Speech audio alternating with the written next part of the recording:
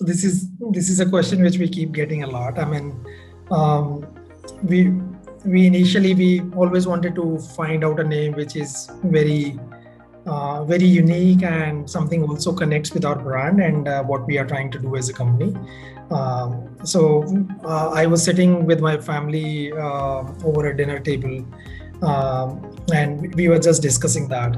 And before that, we had tried to figure out a name through our friends, and we spent almost like a month to figure out a name. Right. But the eureka moment happened when I was sitting with my family at dinner.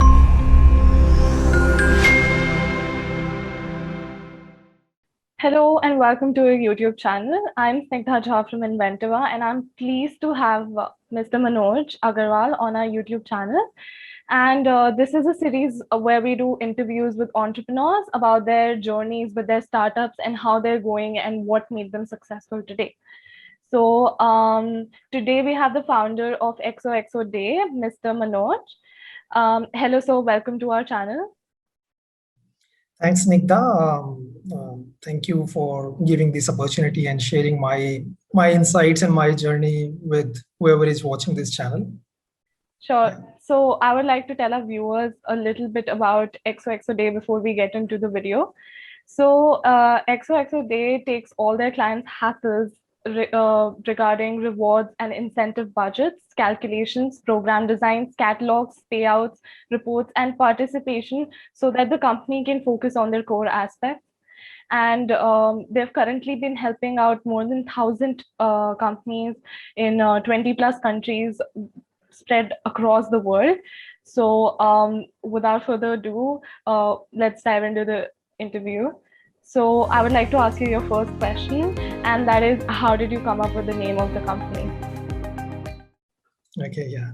So this is a question which we keep getting a lot. I mean, we always wanted to find out a name which is very unique and something also connects with our brand and what we are trying to do as a company.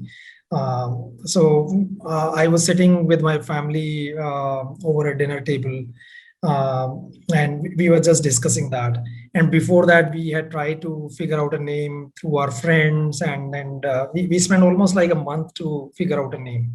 Right. But the eureka moment happened when I was sitting with my family at dinner, and then somebody told me, how about Zozo as a name? I mean, because it's so unique, and that really kind of was the unique thing, because XOXO, it also means hugs and kisses, or maybe love and affection. Yeah. So the idea was that then we came up with this name Xoxoday, that we are, as a company, we are trying to create that love and affection for our clients, for our consumers every day.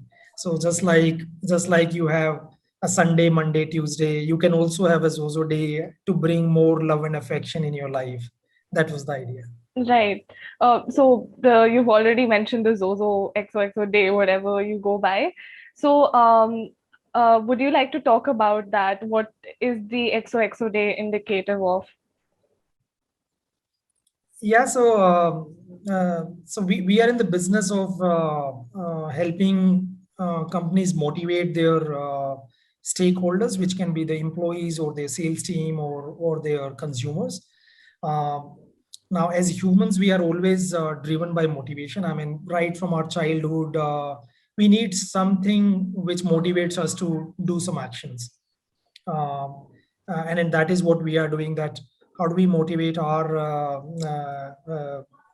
employees or channel partners or sales or consumers to do some kind of actions by either through some rewards or some incentives or some kind of payouts, and then making their day very happy and lovely and affectionate. So that is the idea. So as displayed on the website, there are many founding members in your company.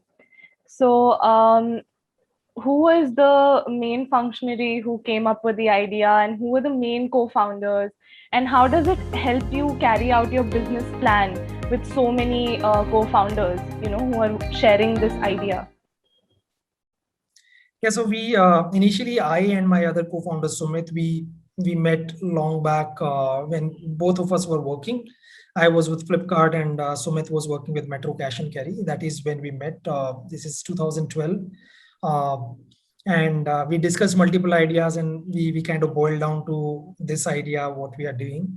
Um, and for the initial 3 4 months, we were just deliberating on those ideas, and we did not leave our jobs and started. But somewhere around July is when we left our jobs and started doing it full time. Right. And we knew that what are the skill sets I have and what are the skill sets Sumit have. So we are looking for at least one or two more founders who can fill the gaps which we had. That is when Abhishek joined, who brings engineering as his expertise. Hmm. And the fourth co-founder, Kushal, he was doing an internship under me when I was with Flipkart. Kushal is slightly younger than us. And then he told that he would love to be part of our journey and be one of the founders and help us drive the sales part. So that is how we as four guys started as founders. Right. The other two founding members, which is Abhimanyu and Anindo, they were not with us right from the day one, but they joined us after say 2 years. But they have been with us since this long journey, and they are as good as founders, so helping us grow the company. So yeah. Today, yeah, sorry. Today, the kind of complexities and the competition businesses kind of have, it's good to have more than one founder, because you can't really do so many things with one or two founders. It's the more is better. Definitely. So, what makes this company so amazing? Do you attribute it to the team, or the clients, or the idea that you're standing with? I believe it always starts with the team. A great team can win any match. A great team can execute any idea. They can do wonders. So the biggest winning or competitive advantage today for us would be the people we have, the teams we have, and we are really very proud about our team, the kind of people we have, and a very stable team. I mean, very less attrition, which we see, and a fantastic bunch of people with very good pedigree. A lot of our team members are ex-entrepreneurs, which also helps us have the same kind of DNA of entrepreneurship within the entire company. So yeah, so it starts with the team, and then it boils down to the customer centricity. That how can you be there for your customer at any point of time, and be very centric to what they are looking for, what kind of products they are looking for, what kind of help they are looking for.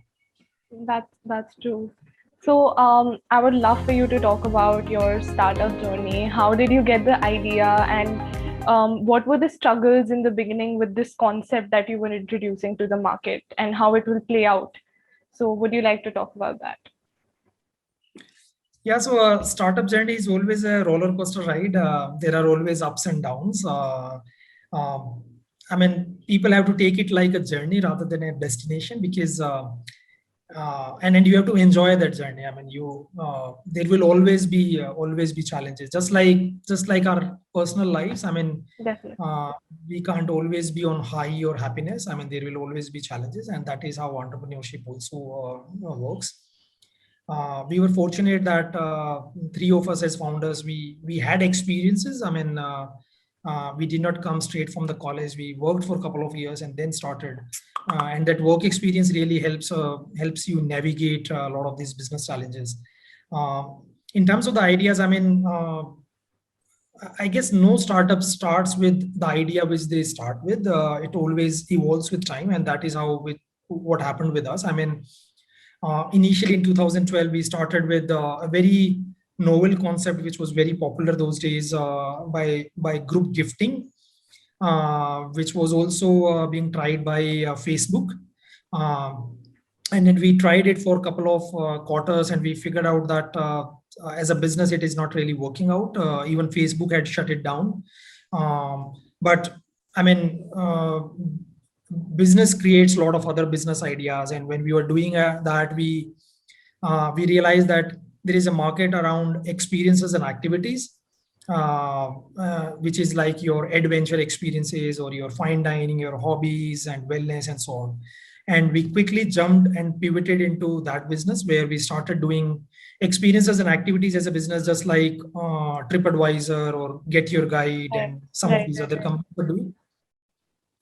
And we did that business till say 2017, right from 2012 to 2017.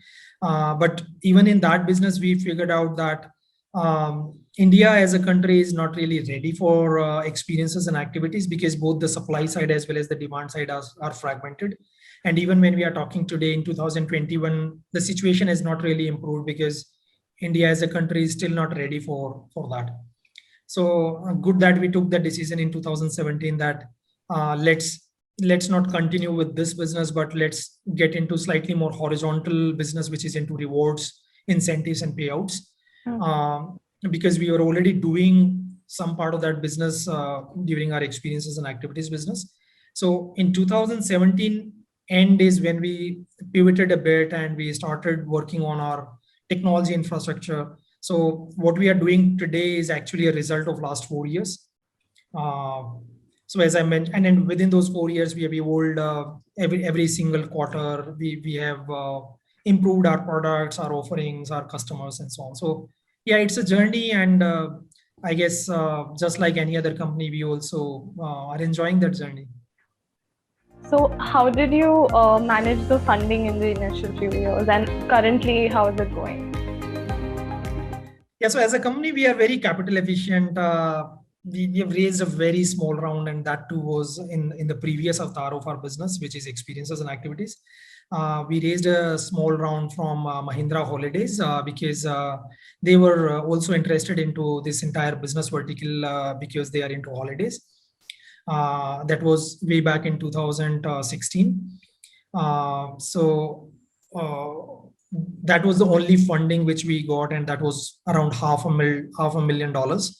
But in our new business from 2017, we have not raised any funding, so we are largely bootstrapped. And today we are doing well. We are doing a revenue of over almost like $5 million annually. And this has been completely done without any kind of funding. So I would attribute it to the kind of the team efforts, and the dog determination on how do you serve your customers better and better every day.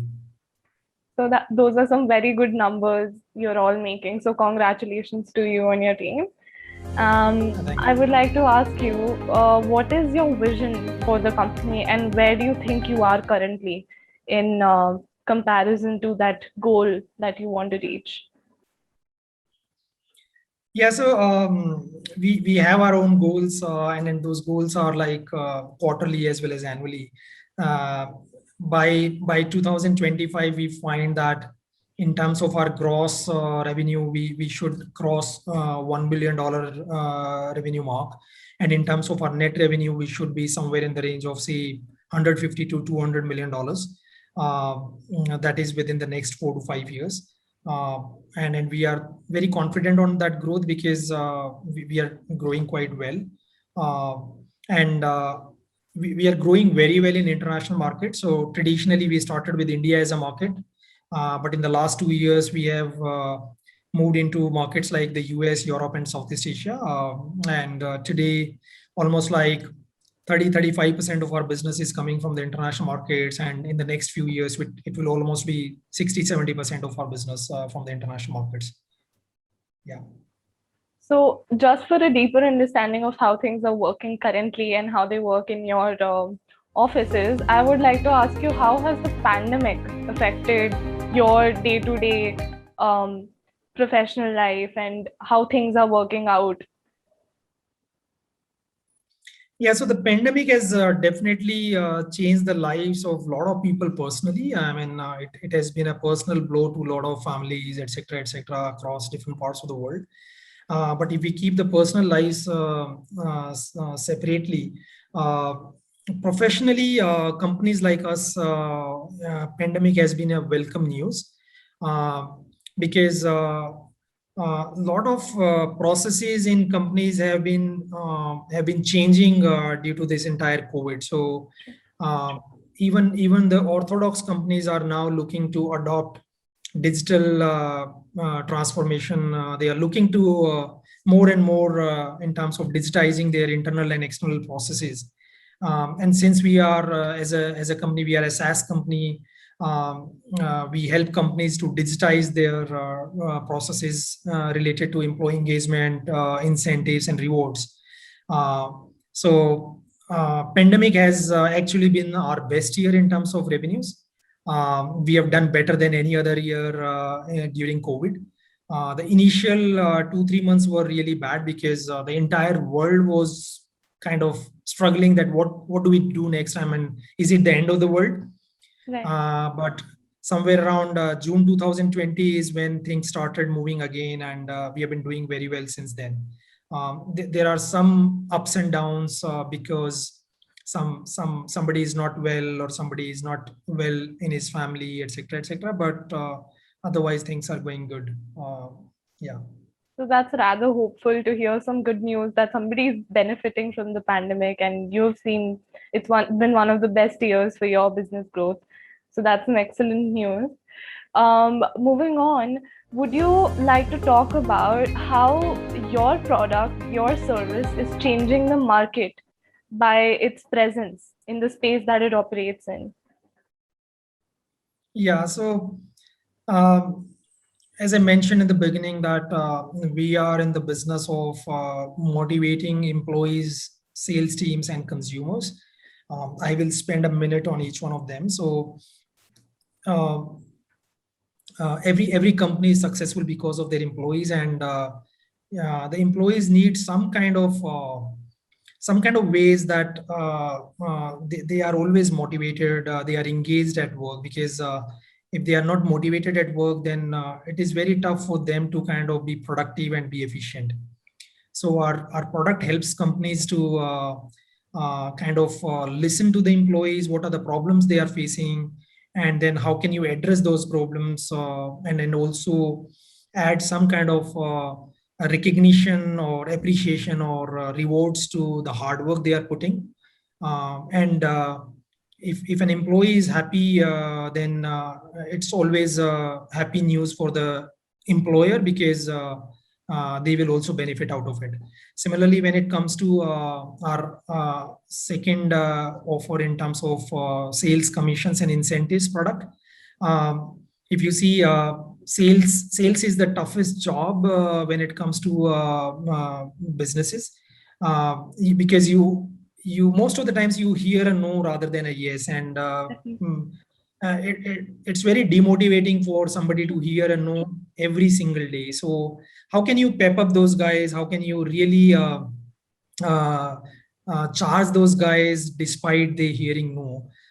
So you have to really kind of nudge them with the right inputs. You have to kind of give them the right recognition, appreciation whenever they are cracking a client, or whenever they get generate business for the company.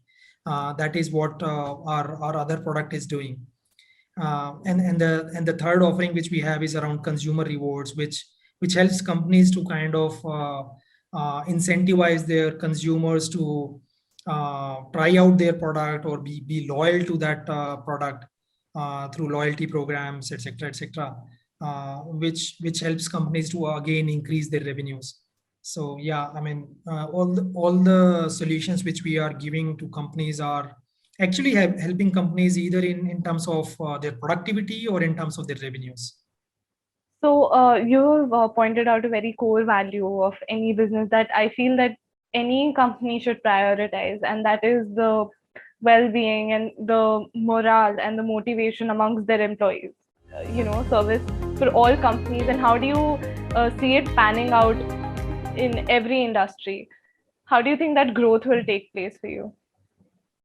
Yeah, so that's a great question. So, see, what happens is this solution is not that we are the only company who are doing it. There are a bunch of other companies who are doing it. And then there are a lot of companies who are using these kind of softwares, including ours. So there is definitely a big use case for what we are doing. It's like prevention is better than cure. Sure. So instead of waiting for your employees to be unhappy or be leaving your company or talking bad about your company or being unproductive, which is a symptom, why don't you cure the root cause itself rather than solving the symptom? So that is what we are trying to do. And it's like if I have to give a human example for this, it's like you do yoga and pranayam and all those things to kind of keep yourself healthy, Right. Which is what we are trying to do, rather than getting sick and then taking some medicine to just Right. yeah. So we are trying to remove the requirement for medicine, so that you are healthy by doing these basics yourself. Right. On a day-to-day basis. Yeah. So, I mean, there is a famous saying that simplest things are hardest to understand. We are trying to solve a very simple problem, but yeah, I mean, many times people don't understand the importance of such simple things. That's true. An issue would start from something very trivial, and it can increase into, a lawsuit sometimes, and employees being dissatisfied. So I hope that your business model succeeds in its absolute most magnanimous form. And I see this product all through companies, and tomorrow I will think about it that I actually interviewed the CEO. So is there any tip you would like to give to our viewers who are going to be future entrepreneurs or want to get into this line? Yeah, so as an entrepreneur, I mean, there are a lot of feedbacks and a lot of things which any other entrepreneur can learn from each other. But one thing which I personally believe a lot, and I personally kind of would suggest to anyone, not only an entrepreneur, but any person who comes across me, is that life is a game of karmas, and be true to yourself in terms of your karmas. And second is whatever scale you achieve, be humble and foolish, because that is how you learn things, and that is how you kind of don't feel that you are the supreme. You are still a tiny stuff in the entire universe. So I think humility and humbleness is extremely important. So thank you so much for joining us today.